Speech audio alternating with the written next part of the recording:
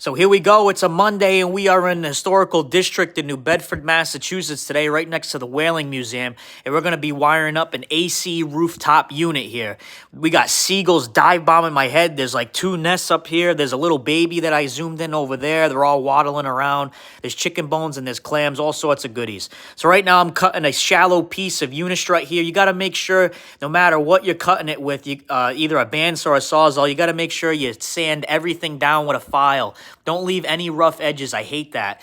We got a 3/4 inch EMT pipe coming up through the witch's hat there. I got everything nice and level. And this is basically the attic space, or it's basically like a little hutch below the floor. That's where we're going to be running everything.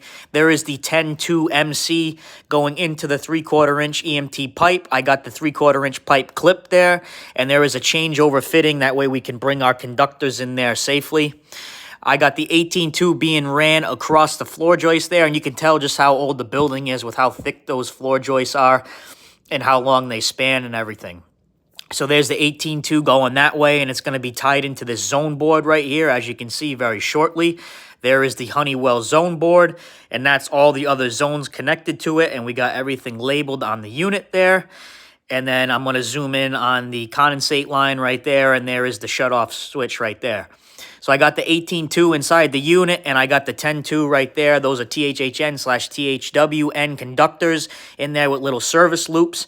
Now I got a 1/2 inch piece of Carflex going up. I got everything nice and tie wrapped with black UV resistant tie wraps there, and I kept the wire to the back of the flex. That is a 3/4 inch coupling with a 1/2 inch reducer, so we could put that 1/2 inch Carflex in there.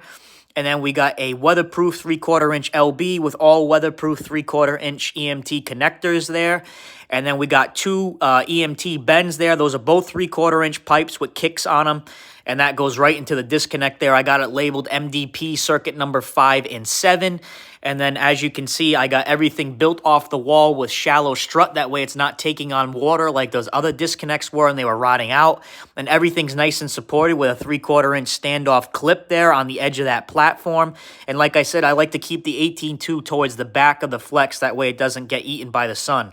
And as you can see, look at all this crap, the way they did it, how it's just disintegrating. Nothing supported, nothing is clipped. It's just a total mess. And we went with EMT instead of flex because of that window right there, and that's the only way up on the roof. So you don't want to, climb on down from the ladder and then step on a piece of flex. It would just break. And there is the unit running. We test everything before we leave, and there is a business card. So if you guys need any sort of service like this, give us a call. We're taking new clients and be happy to help.